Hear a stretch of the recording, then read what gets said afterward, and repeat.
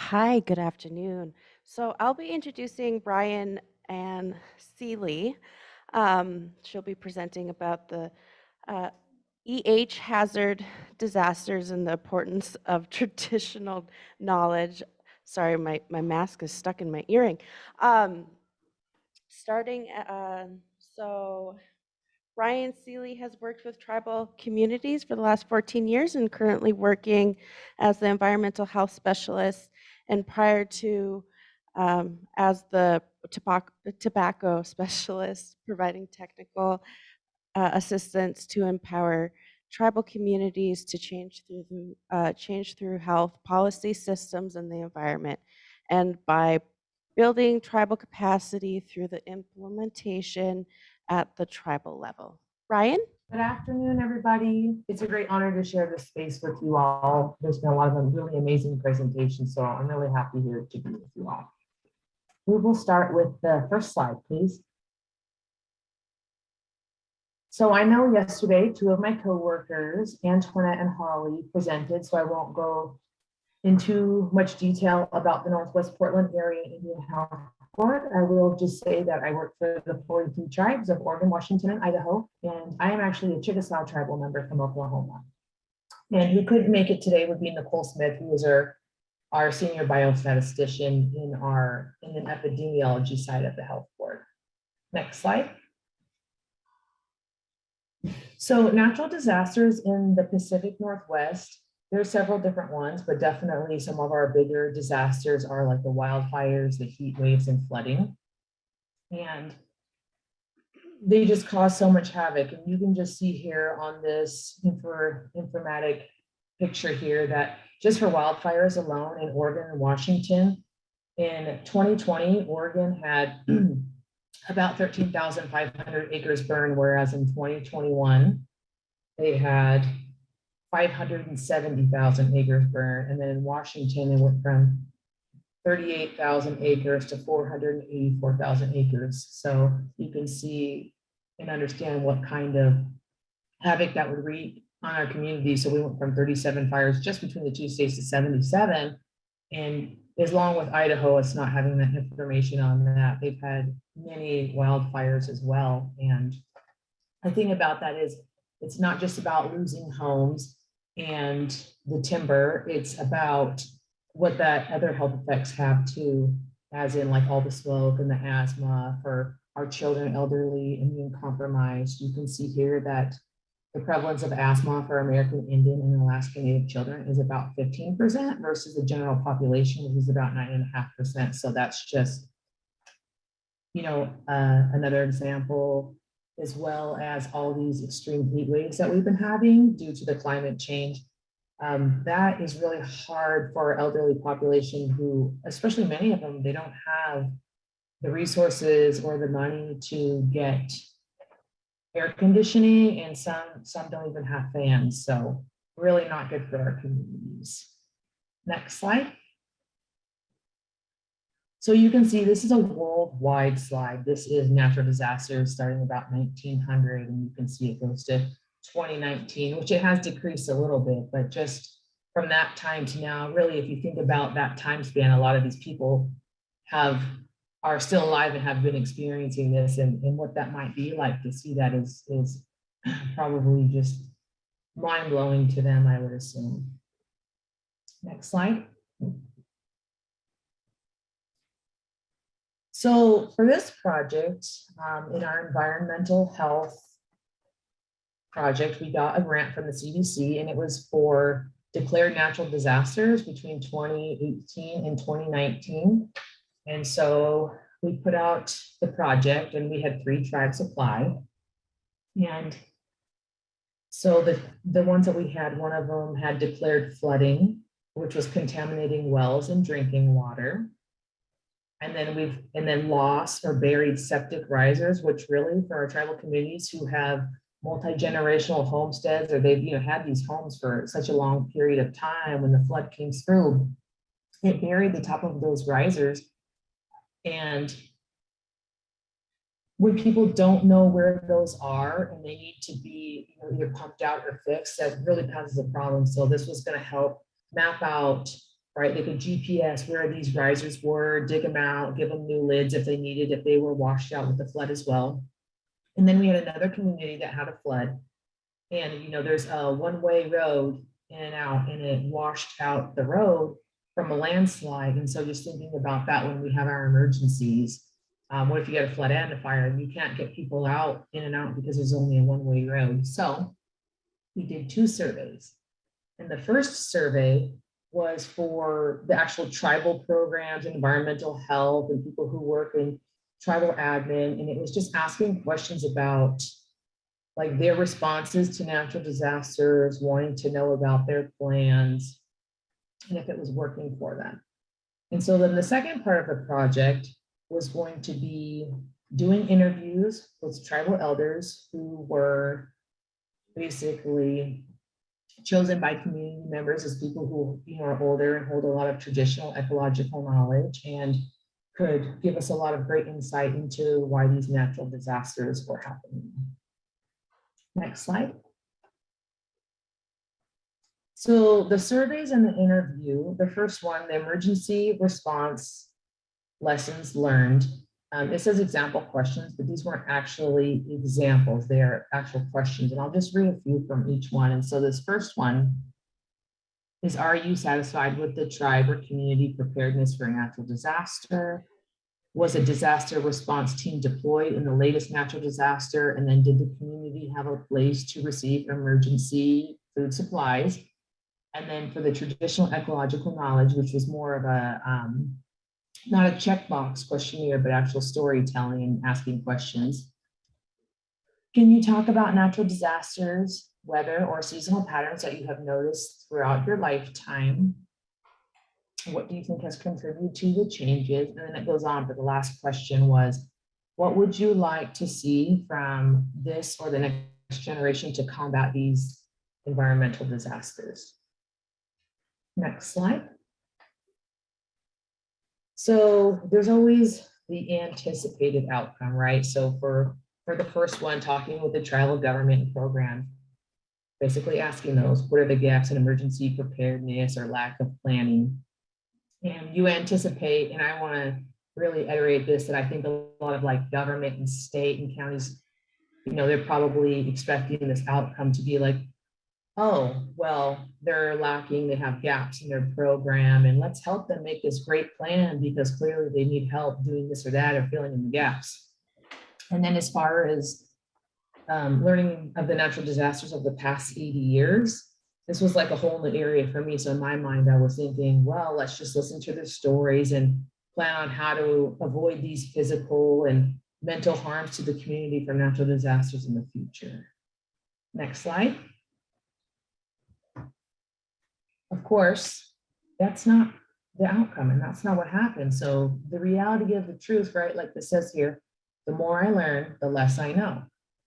So what came out of this was really interesting. Well, I'll actually start with the bottom part, but as far as like the gaps in the services, tribes do not need initial planning. They know what they're doing. They're brilliant. They have plans in place. They're doing the work and they're doing really hard work, but they don't have the resources. A lot of them just don't have the resources that we need. For example, some of our communities, they don't have a fire station. They don't have a fire truck. They're very remote. Even if there's a fire station close by for our remote communities, they're very far away. They don't have an ambulance service, like things like that. That's what they really need in their emergency plan prepared plans, is just like, how can we really like immediately like save people's lives and help them and get them out of dangerous situations? And so that always comes down to funding and who's willing to work with them. And we know that that is always a huge problem for our tribes, especially in remote areas.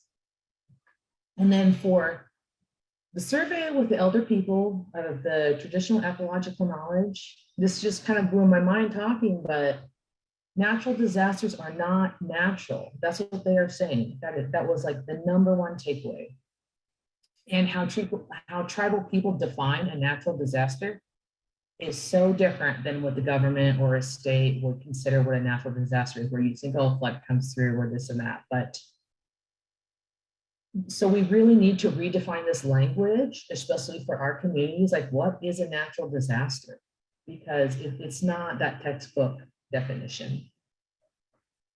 To them, a lot of even natural disasters means loss of plants, animals, waters, culture, disruption to the ecosystems, and most of this was due to like industrialization. So for tribal folks, what they were saying was all of this is created from that stuff.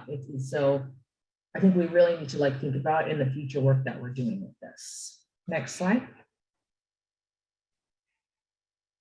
So some of the findings, there's this huge list right here. And since I don't have my glasses on, I can't read that tiny little slide at the stop, but in here I've made a wordle of the words.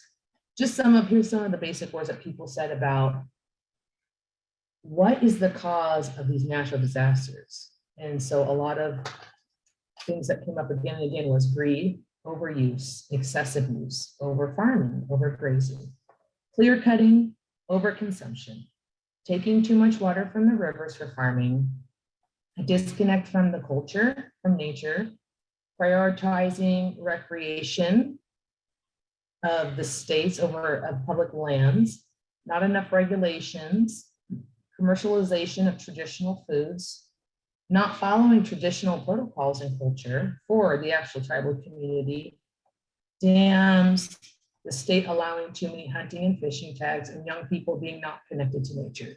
So those were just a few of the findings that came out. So thinking about what we want to do with the findings, the environmental health team, we want to use this information, especially ones that kept coming up again, again, from those particular areas to, dig a little bit deeper and build the capacities and identify potential areas where we could do environmental improvement based on what these elders were telling us. Next slide. So turning these stories into data.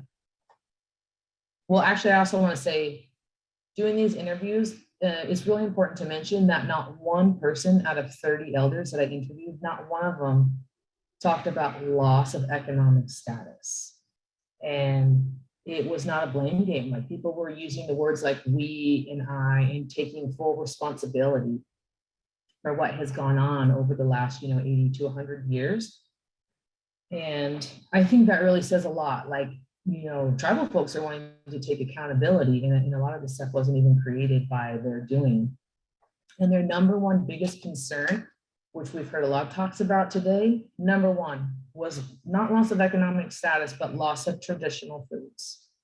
And second would probably be loss of culture, because I think there's this idea too, right? Like if you're even losing your traditional foods, you're losing a huge part of your culture, which is saying a lot. Like tribes are very worried about becoming extinct. And this is related to climate change and natural disasters.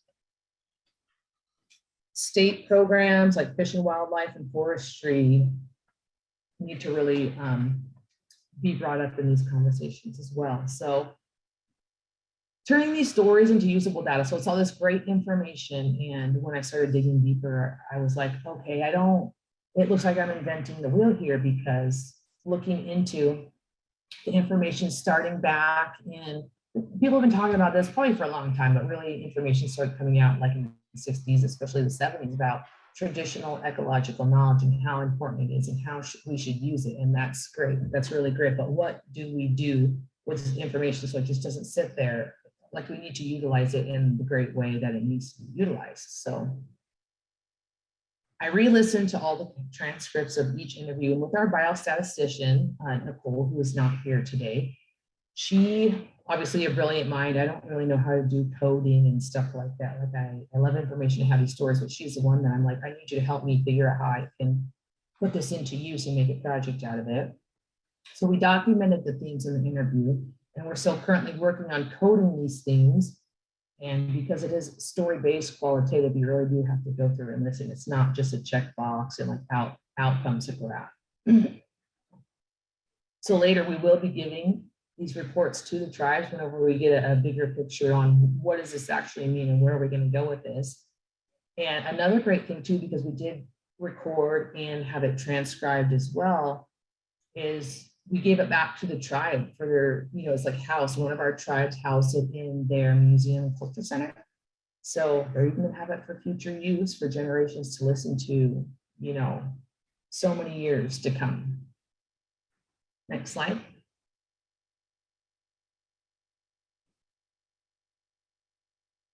That last question that we had asked about to the elders was, what can we do for now in this future generation? You see, this is a very long list here. I'm not going to read them all, but this was what they said we should do.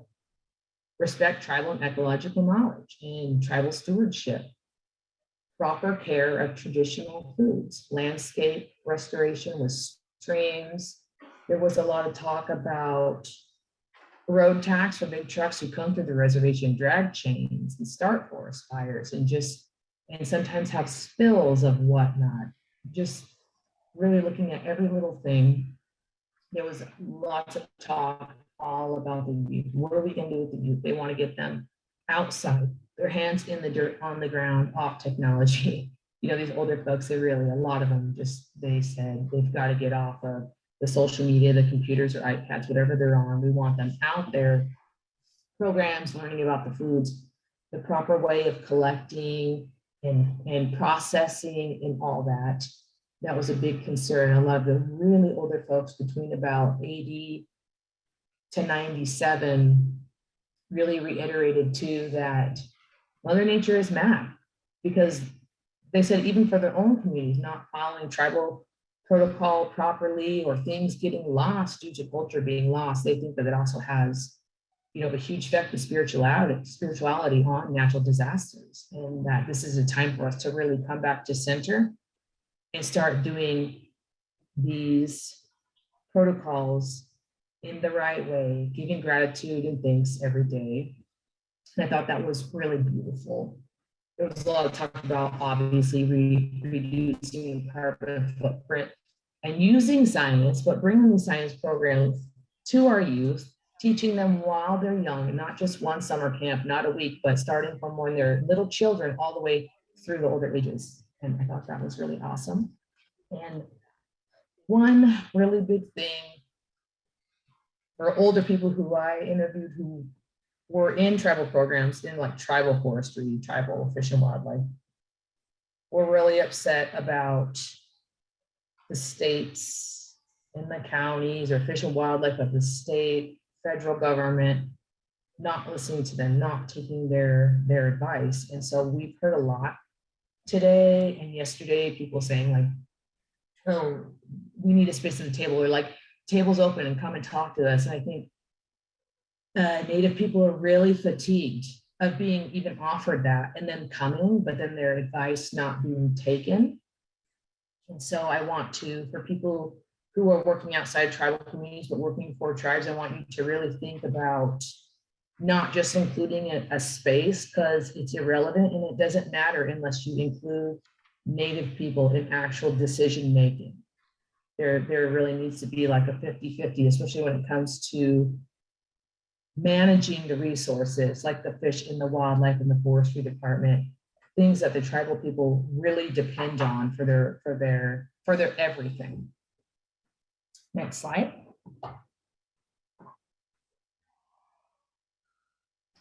So the next steps, which I would hope to do in the next couple of years, maybe work on a dissertation, I'm not sure yet, but we do want to build the wealth of information to systematically like document these things, create the tribal repository to hold this ecological knowledge, but not just keep it there, but we need to work with the state and the federal government to truly use traditional ecological knowledge as science.